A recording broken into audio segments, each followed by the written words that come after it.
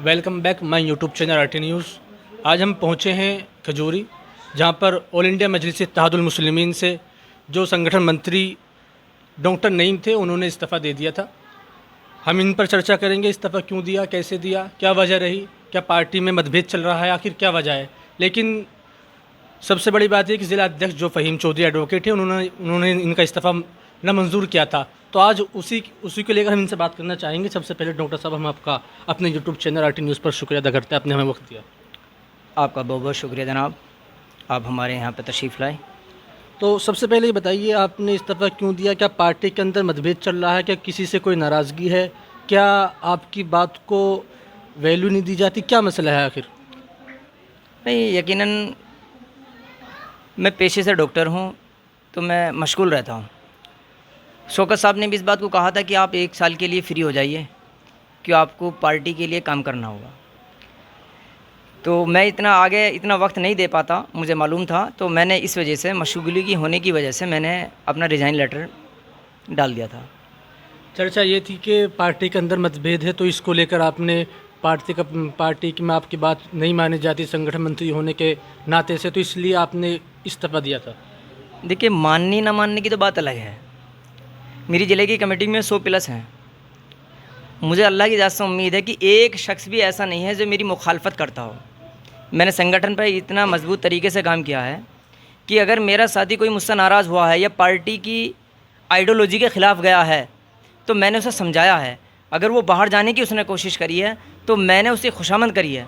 और मैं अब भी इतनी बात कह रहा हूँ कि इंशाल्लाह मैं पार्टी में आया हूँ। मैं शौकत साहब का बहुत बहुत शुक्रगुज़ार हूँ, और मेहताब चौहान साहब जो पश्चिम का अध्यक्ष हैं, और जिला अध्यक्ष फ़हीम एडवोकेट साहब, मैं इनका बहुत बहुत शुक्रगुज़ार हूँ कि उन्होंने मेरी ईमानदारी और लगन और मेहनत को देखते हुए मुझे दोबारा इसी पद पे काम करने के लिए बोला है। और मैं तैयार हुआ हूँ, और इंशाल्लाह मैं आगे भी वक्त देता रहूँगा। हाँ, ये तो इस बात से साबित होता है, जैसे कि आज आपके यहाँ पे इतने सारे पदाधिकारी यहाँ पे मौजूद हैं। ज़रा कैमरा घुमाए, इधर को दिखाएं कितने पदाधिकारी मौजूद हैं यहाँ पे। तो यकीनन ये आपकी कामयाबी है, आपसे लगाव है, मोहब्बत का है। लेकिन ज़िला अध्यक्ष साहब ने आपका इस्तीफ़ा नामंजूर किया, उसकी कोई ख़ास वजह है? भाई, ये तो जिला अध्यक्ष साहब ही बता सकते हैं। उन लोगों ने ये कहा कि आप जो चाहें, जितना चाहें, आप पार्टी को इतना वक्त दे सकते हैं। मेरी साइड से किसी के लिए भी, किसी साथी के लिए भी कोई ऐसी बात नहीं है जिससे मेरी बात ना मानी जा रही हो, ऐसा कुछ नहीं है। मेरे सारे साथी अल्हम्दुलिल्लाह, चाहे वो नगर के हों, चाहे वो प्रदेश के हों, और चाहे वो मेरी ज़िला कमेटी के हों, विधानसभा के हों, अल्हम्दुलिल्लाह मेरे सब साथी मेरी इज़्ज़त करते हैं। और बाखूबी मेरी बात को, जब मैं मशवरे में उन्हें रखता हूँ, तो मेरी बात को लब्बैक भी बोलते हैं।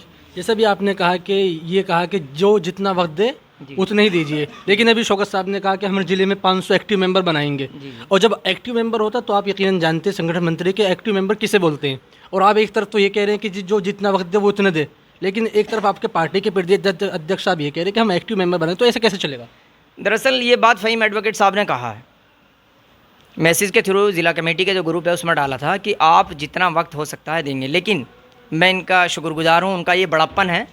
पार्टी ने मुझे इस काबिल समझा है कि मैं पार्टी के लिए काम कर रहा हूँ, और मैं अपनी तरफ से पूरी उम्मीद करता हूँ कि इंशाल्लाह मैं 24 घंटे अगर पार्टी मुझे बुलाएगी, और पार्टी के लिए मैं काम करने के लिए तैयार हूँ। तो ये थे हमारे साथ डॉक्टर नईम, जिन्होंने अभी कुछ दिनों पहले इस्तीफ़ा दिया था। संगठन मंत्री हैं, खजूरी के रहने वाले हैं, लेकिन ज़िला अध्यक्ष साहब ने इनका इस्तीफ़ा नामंजूर किया। तो आज उसी को लेकर यहाँ पर इनके घर पर, इनके आवास पर जो इनके कार्यकर्ता हैं, पदाधिकारी हैं, वो इन्हें मुबारकबाद देने पहुँचे थे। इसी बीच हमारे साथ मौजूद हैं विधानसभा हस्तिनापुर के पूर्व विधायक प्रत्याशी विनोद जाटव साहब, जो कि जिला पंचायत का चुनाव भी लड़ चुके हैं और काफ़ी कम मार्जिन से हारे थे। हम उनसे बात करना चाहेंगे। जी सर, आप आज कैसे यहाँ पर आना हुआ? आज हमारे पार्टी का आदेश हुआ था कि हमारे नईम साहब, डॉक्टर नईम साहब जो हैं, उन्होंने कुछ टाइम के लिए इस्तीफ़ा दिया था, लेकिन उनका इस्तीफ़ा पार्टी की तरफ से नामंजूर कर लिया गया। और हमें आदेश हुआ था कि उनको दोबारा से ताजपोशी की जाए, उनका स्वागत की जाए। तो इसलिए पार्टी के आदेश पर हम यहाँ पहुँचे हैं इनका स्वागत करने, इस्तकबाल करने, क्योंकि डॉक्टर नईम एक मजबूत साथी हैं, संगठन मंत्री हैं, और सभी को साथ लेके चलने वाले हैं। और इसीलिए हम आज यहाँ इनके गांव, इनके घर पर आए हैं।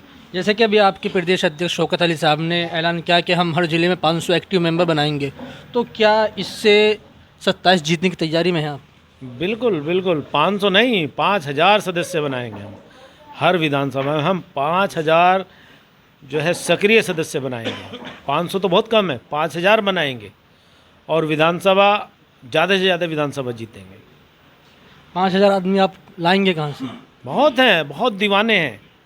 एक हमारे ओबीसी साहब ऐसे हैं जिनकी एक क्लिप आती है और 5-7 हज़ार लोग ऐसे ही जुड़ जाते हैं।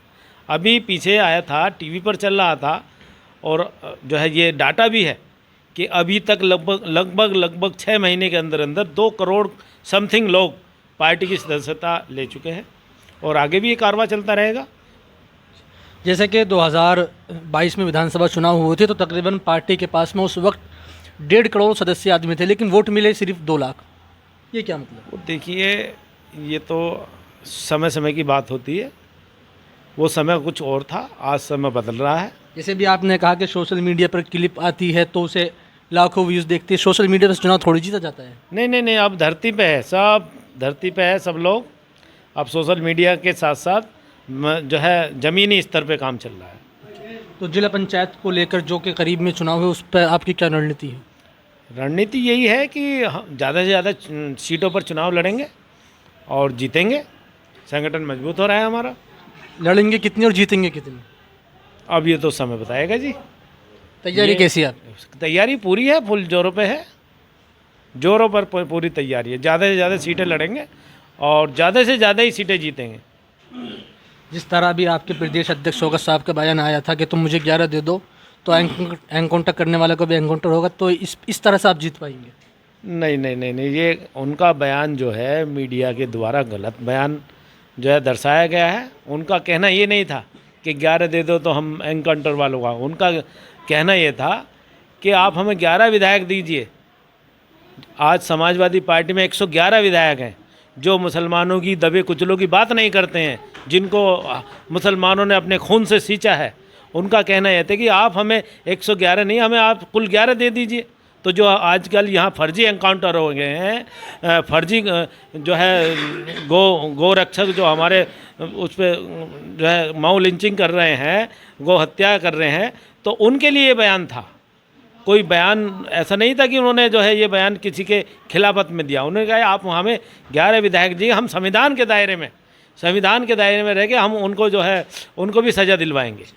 तो जिस तरह से विनय साहब आप प्रदेश सचिव हैं और आप पर काफ़ी जिम्मेदारी है, बहुत पहले से आप पार्टी से जुड़े हुए हैं, जिस तरह से समाजवादी पार्टी अपना 27 मिशन लेकर चल रही है और 29वें दादरी से वो शुरुआत कर रही है, तो क्या इस तरह विनय साहब भी यूपी का दौरा करेंगे? नहीं, बिल्कुल। अभी बंगाल का चुनाव निमट जाए, अभी 5 राज्यों में चुनाव है, उसके बाद अभी कमेटी बन चुकी है और ओवैसी साहब हर विधानसभा में आने वाले दिनों में अभी बहुत जल्दी पूरी 200 सीटों पर जो है अपनी चुनावी सभा करने जा रहे हैं। बहुत बहुत शुक्रिया आपका, ये थे हमारे साथ